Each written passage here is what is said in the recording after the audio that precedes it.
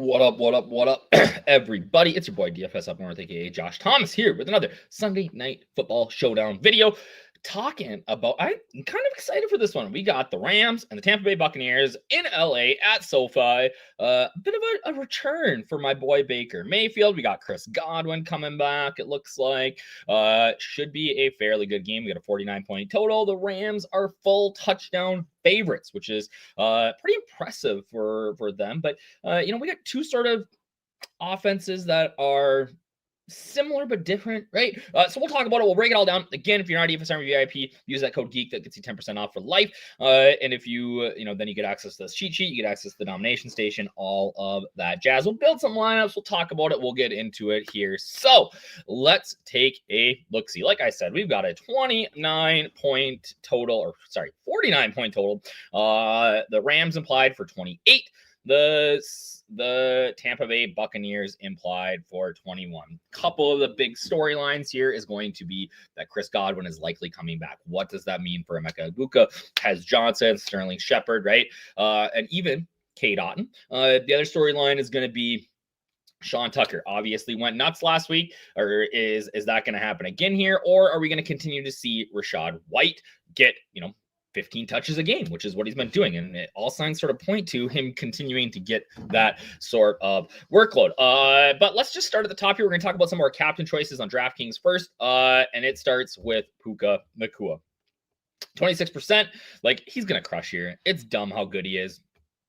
The only scenario where I see that he's not near the top scorer on the slate is if he gets some sort of injury, but I just think that this is a smash spot from Nacua. Personally, going about 50% there, right? Doubling the field in the captain percentage. You look at that projection, you look at the DFSA grade, it just all makes too much sense. So we're going to be all over Nacua. Even in the flex, I'm going to be close to 100% on Nacua today. The price just isn't high enough, right? 17.7 in the captain, 11.8. If we were talking like 13, then it sort of hurts you a little bit, but there's enough value on the slate, especially with Tyler Higbee out, and we're going to look at some of these value tight ends for the Rams. I think it makes some sense. Stafford's been my guy. All right. Main slate the last couple of weeks, been my guy, one of my favorite quarterbacks there. Bit of a dud last week, but he's been really solid. Now, here's the problem. It is going to be tough for you to afford Stafford and Puka together.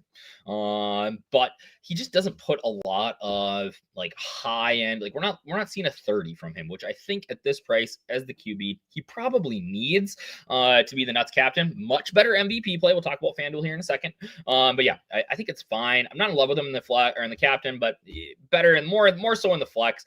I do think there is a potential for the Rams to have like this rushing game where Kyren Williams scores 2 touchdowns. Maybe the offense doesn't do as much, right? So we need to account for that in our builds as well. Baker Mayfield back at SoFi. He's going to have to smash for them to be competitive, which is why I think that he's a sneaky captain play. Great flex. Don't sleep on him anywhere. But yeah, he's been pretty good on the road this year. Obviously comfortable there. I think that, I'm not in love with QBs in this spot, but I do think that there's potential for him to put up 24, 25 here, which potentially at the price tag could get it done. Kyren Williams, I'm actually really high on. He's been great. Put up some solid scores, especially post-bye. Legit MVP and captain upside. Could easily have that 2 TD game. I think that the contrarian build this week, if we look at ownership, right? Whoa. Captain ownership, Kyren Williams, 3.4%. Like quadruple that. 5x that, 15% for me. I think that he has the potential to smash this projection as well. Egbuka and Adams. Let's talk about Adams first. He's been a TD machine, 10 on the year, which is insane. Gives him a nice floor. Bit presumptuous to assume that he's going to do that every single week, but he has, right? I think the ceiling's there. The floor's, obviously decent. 8 targets last week, only brought in 1. Which I would expect we see that sort of revert to the norm here. That is a low-end play last week. I think that he's a better flex than anything, but he's viable. Egbuka, just an outstanding season, but week to week, he's been boom or bust. He's had these really, really high-end games, 100 yards, multiple touchdowns, lots of receptions, and then these real big duds. How Godwin affects that? Not sure. To be honest, I think Godwin coming back is going to affect maybe like Cade Otton at the tight ends role a little bit more. He's going to catch these underneath routes, play pretty close to the line of scrimmage. That might actually open up Egbuka to on the deep ball a little bit. So I think he's viable. Not my favorite, as you can see by the star rating, but it's there. Sean Tucker, I'm not in love with. Like I said, I think actually the value is on Rachaad White here this week, but what he did last week was insane. I think we need some exposure regardless. Tez Johnson has that big playability. I think that the way that Tez Johnson is the nuts captain is if he gets like a bomb and this ends up going under the total, right?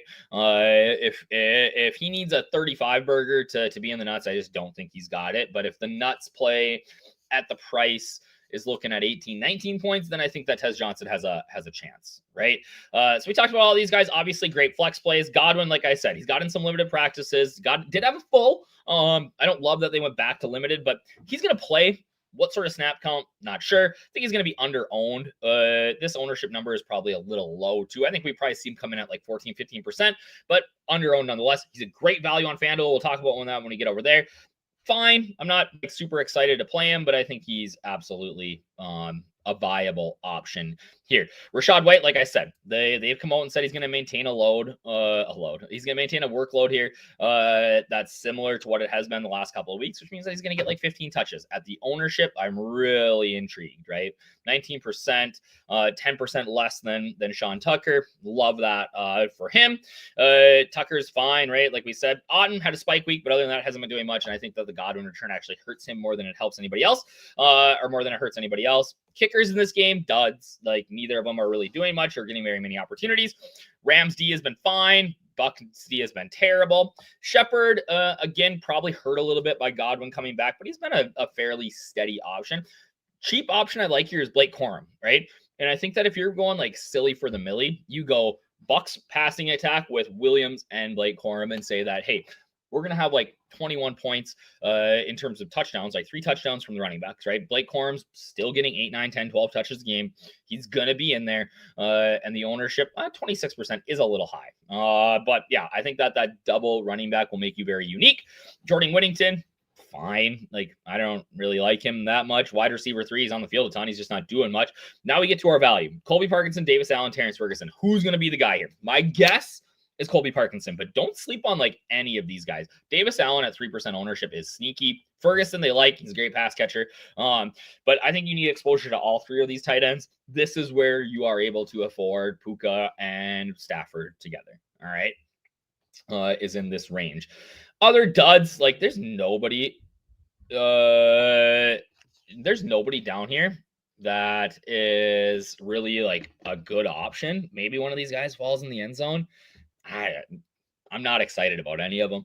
Over on FanDuel, right, we get the DFS 100 grade for Puka. He's a little bit more expensive over here. Kyren Williams as well is a better MVP play than he is a captain play, I think. Stafford, Mayfield, both good options. Sort of the same. Really what we're looking here on FanDuel is where is the value, right? Blake Corum, too expensive. Chris Godwin Jr., though, like I will be well over this number because we're talking about 5,400, right? Colby Parkinson, Terrence Ferguson. There's not a lot of guys, Davis Allen, right? Mega cheap. So you're just kind of playing the lottery on these tight ends. They're all going to probably play about the same. Who's going to catch the passes? We'll see. All right. Let's build some lineups. Let's talk about DraftKings first. I said I like a sneaky Kyren Williams captain lineup. And in this case, let's go both. Let's say that these guys kind of ball out a little bit. We're going to avoid Stafford. Avoid, I hate that word. Like Buka, we go, now we got 1,500, right? This is a tough way to build. Let's say Baker throws it to some duds here. Can we do that? 4,200 left. Who do we got in here? Well, we can sneak in our value, right? Parkinson. We can go Tez. Just 62 get me to Godwin? No.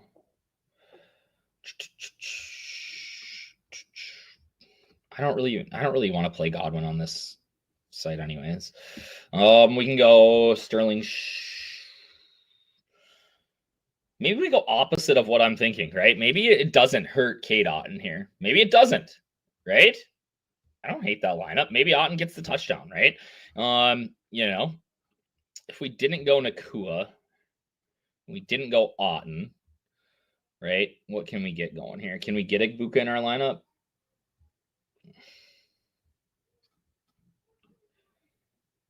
Oh yeah, we still got a ton of salary left. And then Rashad White catches the pass. I don't mind that lineup, right? If we clear that out, let's see what it looks like with a Puka captain. It is a much harder. I do think that if Puka's captain, he probably drags Stafford with him, right? He puts up that sort of number. Let's say we go Rashad White. Maybe play like a Tez here, right? Anybody other cheap? Let's go Terrence Ferguson. Let's say we're gonna go, we're looking for that guy to get it done here. And then we got 8,300. We can get a Chris Godwin Jr. Sean Tucker. Don't really love any of these options. It's kind of a dead spot, right?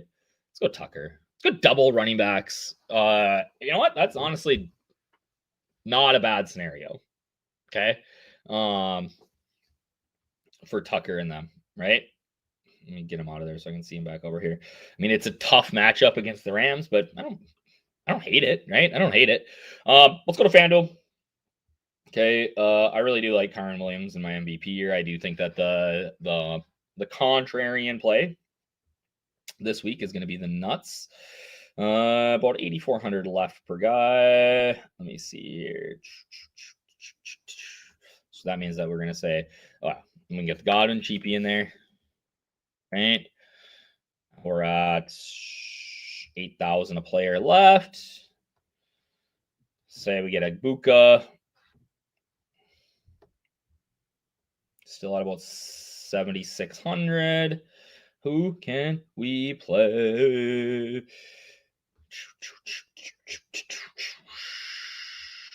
Let's go Jordan Whittington and then see. I mean, he's literally done nothing, guys. Like I am well aware of that. But maybe gets it done. Can we get Stafford in there? No, not without eliminating someone. So let's get rid of Egbuka.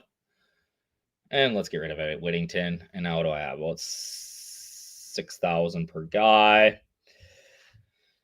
All right, so let me see here.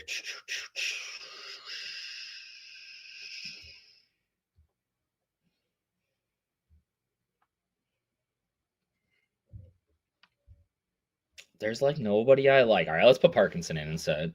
Okay, and now I can get up to. Can I get to Devontae Adams? No, I'm just short. Okay, how much short am I?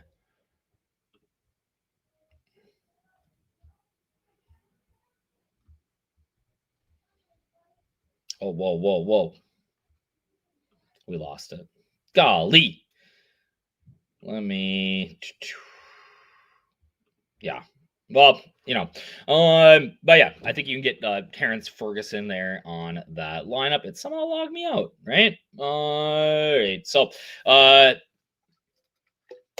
again, I think it's a sneaky play. Now, here's the deal. What if Godwin gets out there today? We're assuming he plays, and then he just dies, right? Doesn't get to play, goes out, kind of like an Aaron Rodgers situation today, or Josh Jacobs. He goes out, warms up, and they're like, nope, we're not playing him.